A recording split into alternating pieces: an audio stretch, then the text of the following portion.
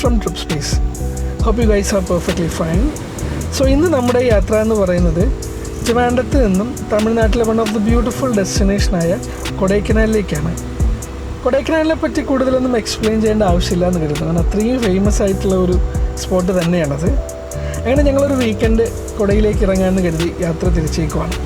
അതിരാവിലെ തന്നെ ട്രിവാൻഡ്രത്ത് നിന്ന് യാത്ര തിരിച്ച് നാഗർകോവിൽ ഹൈവേ കയറി മധുരൈ കൊടൈ റൂട്ട് പിടിക്കാമെന്നാണ് കരുതിയിരിക്കുന്നത്.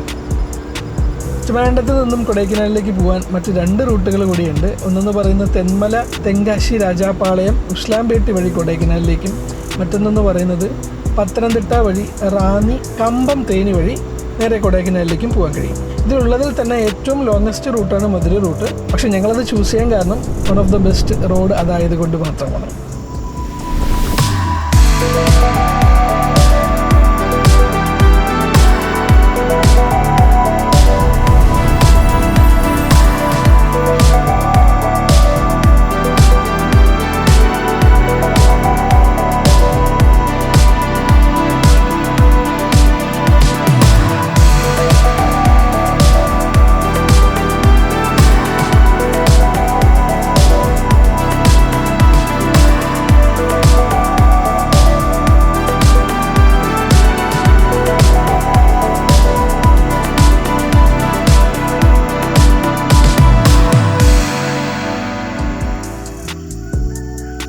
അങ്ങനെ ഞങ്ങൾ കൊടയിലെത്തി ചെക്ക് ഇൻ ചെയ്ത ഹോട്ടലാണ് റെയിൻ ഡ്രോപ്സ്.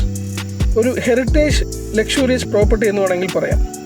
കൊടൈ ടൗണിൽ തന്നെ ലേക്കിൻ്റെ തൊട്ടടുത്തായിട്ട് വരും ഈ പ്രോപ്പർട്ടി സ്ഥിതി ചെയ്യുന്നത്.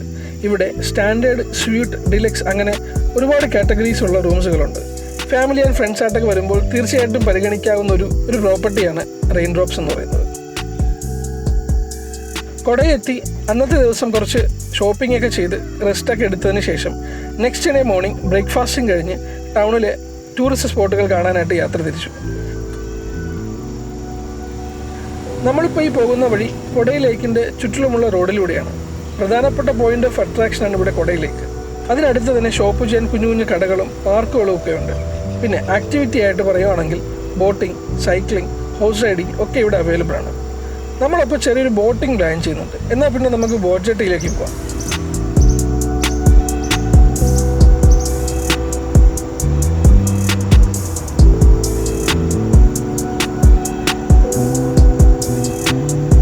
നമ്മളിപ്പോൾ വന്നേക്കുന്ന ഒരു ഓഫ് സീസൺ ആയതുകൊണ്ട് തന്നെ അധികം തിരക്കൊന്നും ഇല്ലാണ്ട് വളരെ ശാന്തമായിട്ടുള്ളൊരു അന്തരീക്ഷമാണ് ഇപ്പോൾ ഇവിടെ ഉള്ളത്. ചുറ്റിലും ഭംഗിയുള്ള കുറേ കാഴ്ചകൾ നമുക്ക് ബോട്ടിലൂടെ പോകുമ്പോൾ കാണാൻ കഴിയുന്നതാണ്. ഈ ലേക്കിൻ്റെ ചുറ്റിലുള്ള റോഡിലൂടെയാണ് ഹോഴ്സ് റൈഡിങ്ങും സൈക്കിൾ ആക്ടിവിറ്റീസും ഒക്കെ ഇവിടെ നടക്കാറുള്ളത്. ഈ യാത്ര ചെയ്യുന്ന സമയത്ത് കൂടെ ഉണ്ടായിരുന്ന ചേട്ടൻ പറയുകയുണ്ടായി, ഒരുപാട് പേര് ഇതുപോലെ വന്നതിൽ ക്യാമറകളും ഡ്രോണും ഒക്കെ ഇതിനകത്ത് മുങ്ങിപ്പോയിട്ടുണ്ടെന്ന്.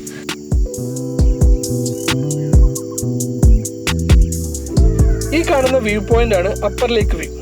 ഇവിടെ നിന്നാൽ എൻറ്റയർ ലേക്കിൻ്റെ ഒരു അടിപൊളിയായിട്ടുള്ളൊരു ദൃശ്യം നിങ്ങൾക്ക് ഇവിടെ കാണാൻ കഴിയും. നിങ്ങളുടെ ഇറ്റിനറിയിൽ തീർച്ചയായിട്ടും ഉൾപ്പെടുത്താൻ പറ്റുന്ന ഒരു ചെറിയൊരു ഡെസ്റ്റിനേഷനാണ് അപ്പർ ലേക്ക് വ്യൂ എന്ന് പറയുന്നത്. ടൗണിൽ തന്നെ കാണാൻ കഴിയുന്ന മറ്റൊരു സ്പോട്ടാണ് കൂക്കേഴ്സ് വാക്ക്.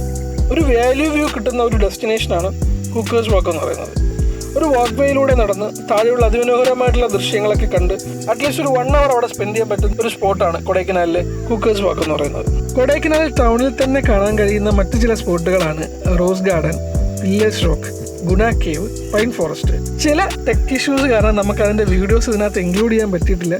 പക്ഷേ എന്നാലും കൊടൈക്കനാലിലെ അതിനേക്കാൾ മനോഹരമായിട്ടുള്ള ചില സ്ഥലങ്ങളുമായിട്ട് നെക്സ്റ്റ് വീഡിയോയിൽ വരുന്നതായിരിക്കും. സോ അടുത്ത വീഡിയോ കാണുന്നവരേക്കും ബൈ ഫ്രം ട്രിപ്പ് സ്പേസ്.